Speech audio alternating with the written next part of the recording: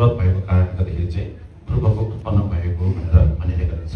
र त्यसै गरेर पछिल्लो समयमा चाहिँ अनि गुरुपद्म सम्भव हाम्रै नेपालकै अनि फर्बिङ स्थितमा चाहिँ उहाँले अनि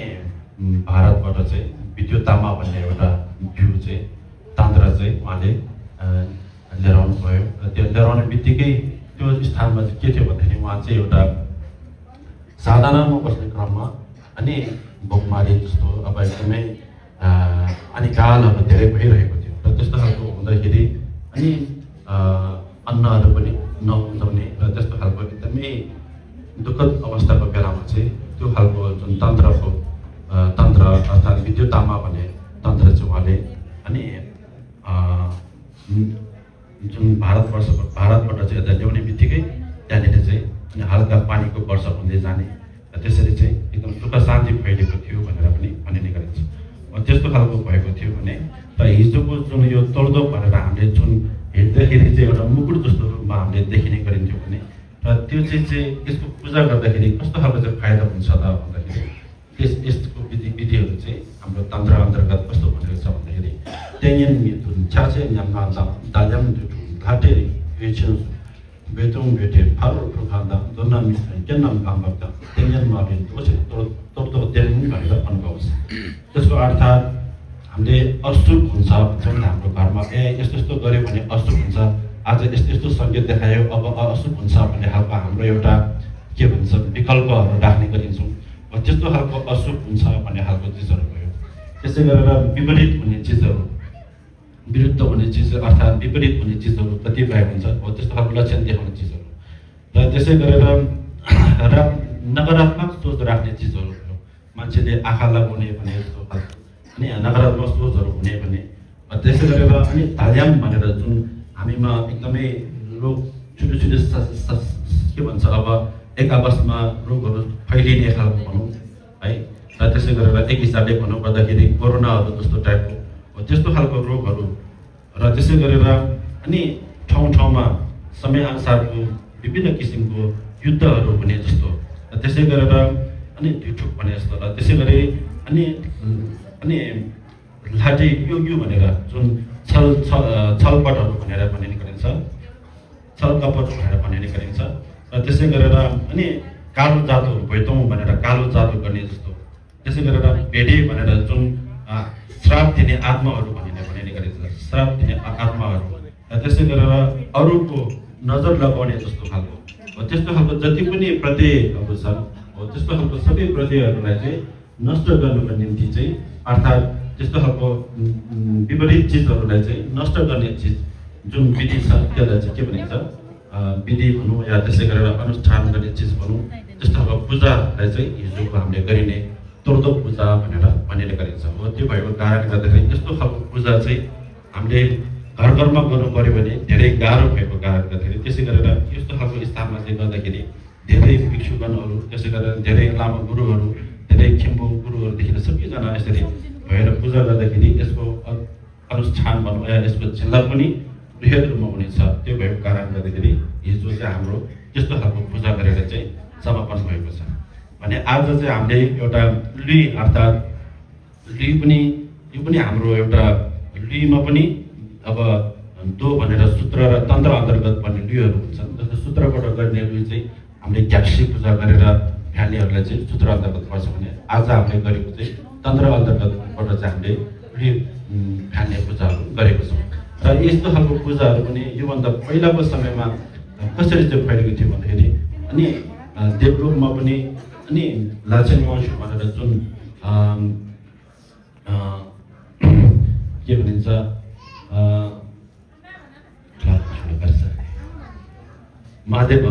महादेवलाई पनि अनि यस्तो खालको एउटा बिमारीले ग्रस्त हुँदाखेरि चाहिँ अनि छ्याना दोर्जे अर्थात् वज्रपानीले चाहिँ उहाँलाई एउटा माध्यम देखाउनु पाएको थियो हो। त्यस्तो खालको माध्यम देखाएको कारणले गर्दाखेरि चाहिँ उहाँ जस्तै शरीर बनाएर चाहिँ अनि त्यो शरीर बनाएर चाहिँ फ्यालेको कारणले गर्दाखेरि चाहिँ त्यो खालको बिमारीबाट पनि मुक्त भएको थियो भनेर भनिने गरिन्छ हो। त्यस्तो खालको मुक्त हुने खालको विधिलाई चाहिँ आज हामीले अघि 11-12 बजेसम्मको समय अन्तर्गत चाहिँ हामीले त्यसरी अनि फ्याल्ने गरेको छ र त्यसरी गर्ने चाहिँ फेरि त्यस्तो त हामीले हिन्दू धर्ममा त सुनेको छैन भन्ने खालको पनि सोच्न सक्छ होला तपाईँले तर हामीले हिन्दू धर्ममा पनि के छ भन्दाखेरि गणेश विसर्जन भनेर गणेशको पूजा गरिन्छ नि त महाराष्ट्रतिर भनौँ। त्यसै गरेर अनि कलकत्ता साइडतिर हो भने दुर्गाको पूजा गरेर दुर्गा विसर्जन गर्ने खालको पूजा हुन्छ। त्यो सबै पनि के रहेछ भन्दाखेरि एक हिसाबले चाहिँ उहाँहरू पनि एउटा भगवान भएको कारणले गर्दाखेरि त्यो खालको मात्र भएको कारणले उनीहरूलाई पनि हामी जस्तै एउटा दुःख भएको कारणले गर्दाखेरि त्यस्तो खालको उयोबाट चाहिँ दुःख बिमारहरू मुक्त दिलाउने एउटा विधि पहिला गरेको रहेछ। त्यो परम्परागत चाहिँ पछि त्यसरी गर्नुभएको थियो। त्यस्तै गरेर हामीले आज गरेको पूजा पनि एक हिसाबले चाहिँ त्यसरी नै पूजा गरेको र हामीमा भएको जति पनि दुःख बिमारी भनौँ, त्यसै गरेर हामीमा आउने बाधकहरू भनौँ, हाम्रो आयुमा आउने बाधकहरू भनौँ, त्यसै गरेर हाम्रो शरीरमा दुःख बिमारी ल्याउने बाधकहरू छ, त्यो सबै चिजहरूबाट चाहिँ पन्छिनुको निम्ति चाहिँ अनि हाम्रो शरीरको अङ्गहरूबाट कुनै हिस्सा जस्तै कि नमहरू, कपालहरू, त्यसै गरेर आफूले लगाएको पहिरनहरू भयो, त्यो सबै चिज चाहिँ अनि त्यसरी रुईमा हालेर पठाउने चलन चाहिँ हाम्रोमा पनि त्यसरी आएको हो भनेर भन्न चाहन्छु। र त्यो भएको कारणले गर्दाखेरि त्यो सबै विधिहरू चाहिँ हामीले सकिसकेपछि अब चाहिँ हामीले के हुँदा भन्दाखेरि हामी एउटा आज चाहिँ अब आयुको अभिषेक र आयु भन्ने पनि किन एकदमै महत्त्वपूर्ण छ भन्दाखेरि हामी एउटा एकदमै उत्कृष्ट चोला पाएको छौँ भनेर भनिने गरिन्छौँ अरू बेला। र यस्तो खालको उत्कृष्ट चोला भन्दाखेरि पनि एकदम मणिरत्न जस्तो खालको चोला हामीले पाएको छौँ। र यस्तो खालको मणिरत्न खालको चोला पाए तापनि हामीले यो चोलालाई चाहिँ अनि हामीले अब प्रायः जस्तो हामीहरूले चाहिँ के सोचिरहेको हुन्छ भन्दाखेरि अनि धर्म भनौँ या कर्महरूको फल भन्ने चिजलाई चाहिँ त्यति विश्वास नराख्ने र त्यसै गरेर अनि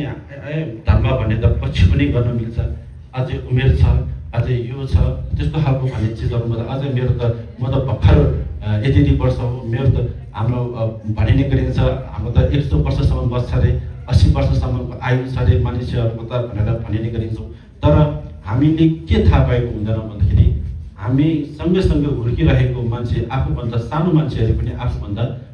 अगाडि नै बितिरहेको चाहिँ हामीले त्यो चाहिँ हाम्रो दिमागमा भनौँ या हामीले हाम्रो सोचमा चाहिँ राखिरहेको हुँदैनौँ। त्यो भएको कारणले गर्दाखेरि कतिखेर चाहिँ हाम्रो मृत्यु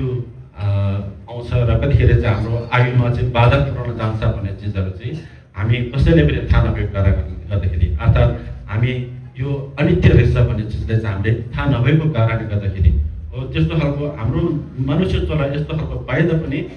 अनि अनित्य भए तापनि बिचमा अहिले भने जस्तै गरेर आयुमा विघ्न बाधाहरू आइपर्ने भएको कारणले गर्दाखेरि त्यस्तो खालको बाधाहरूबाट पनि हामी मुक्त हुनुको लागि पनि हामीले चाहिँ आयुको अभिषेकहरू लिनुपर्ने हुन्छ। र त्यसै गरेर अनि हामीले वार्षिक रूपमा कुनैले चाहिँ ची हेर्ने गरिन्छौँ, ची हेर्दाखेरि फलानाले चाहिँ आयु तपाईँको त आयुमा बाधा रहेछ भन्ने खालकोहरू पनि निस्केको हुन्छौँ। त्यस्तो खालको आयुमा बाधा हुनेहरूले चाहिँ अनि यसरी आयुको अभिषेकहरू ग्रहण गर्दाखेरि साँच्चीकै नै आयुको बाधाहरूबाट पनि आफू मुक्ति हुने र त्यसै गरेर आफ्नो आयु पनि वृद्धि भएर जाने खालको चाहिँ त्यस्तो खालको चाहिँ धेरै भएको पनि छ र त्यस्तो हुनु पनि हुन्छ। त्यो भएको कारणले गर्दाखेरि चाहिँ अबको समयमा चाहिँ तपाईँहरूले आयुको अभिषेक ग्रहण गर्ने क्रम भइरहेको हुँदा अनि सबैजनाले यो आजको आयुको अभिषेक चाहिँ अनि सेपकमे अर्थात् अमिताभ आयुष भनेर भनिने गरिन्छ, उहाँलाई स्मरण गर्ने र अमिता आयुष र अनि गुरु रिम्पोछे चाहिँ एकै सारा हुन् भनेर चाहिँ आफूले त्यसरी मनन गर्दै अनि जुन अहिले जुन आयुको अभिषेक दिने सामग्रीहरू आफूले लिँदाखेरि पनि के सम्झिनुहोस् भन्दाखेरि त्यो सामग्री चाहिँ सिर्फ एउटा वस्तु मात्र, त्यो एउटा जिल्ला मात्र लिएको नभइकन साँच्चीकै नै अनि अमिताभ आयुष या त्यसै गरी गुरु रिम्पोछे स्वयंले नै हामीलाई चाहिँ दिनुभएको भनेर चाहिँ हो त्यसरी चाहिँ सम्झिनु होला भनेर भन्न चाहन्छु। त्यसरी सम्झिने र जुन गुम्बा दिँदाखेरि गुम्बा नै उहाँको चाहिँ एउटा किलकोट अर्थात् मण्डला अर्थात् उहाँ स्वयंले चाहिँ त्यहाँभित्र हुनुहुन्छ भनेर चाहिँ हो त्यसरी महसुस गर्दै तपाईँहरूले अनि श्रवण गर्नुभयो अर्थात् दिनुभयो भने अनि सेवन गर्नुभयो भने त्यसको अनि फल भनौँ या त्यसै गरेर त्यो अनुसारले आफूले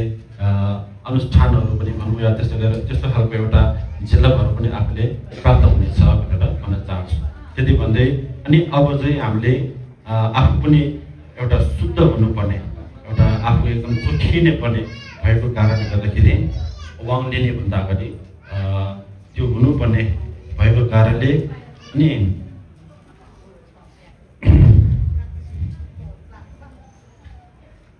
अनि सुरुमा चाहिँ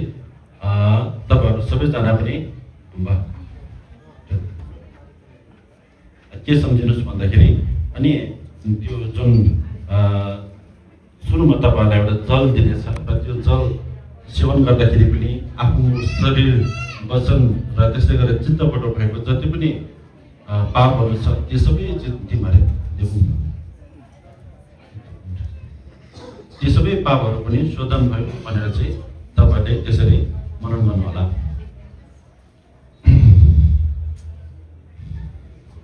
चितरन्दम बाल सम्झिने लानम किने जुसन्द्रलाई चुनियन दाबा दिसेन दजिम कुन्डु सो अम्बेतर सदो समय मनु बलाय अम्बेतर सदो तेनु पादस्तन फायम बसतो फायम सो फायम बाल रातमे बाज सरा मसुतन चितम श्रीम गुरु हा हा हा भगवान सरा तथा कदरे ताय तम में मत योजरे पामा समय सदो अम्बेतर सदो समय अनु बलाय अम्बेतर सदो तेनु पादस्तन तो फायम Subhanallah wa subhanallah wa nuratami pada saraf maksudnya kita mesti hahaha ko bakalan saban datang gaya भनेर तपाईहरुले सम्झिनु होला।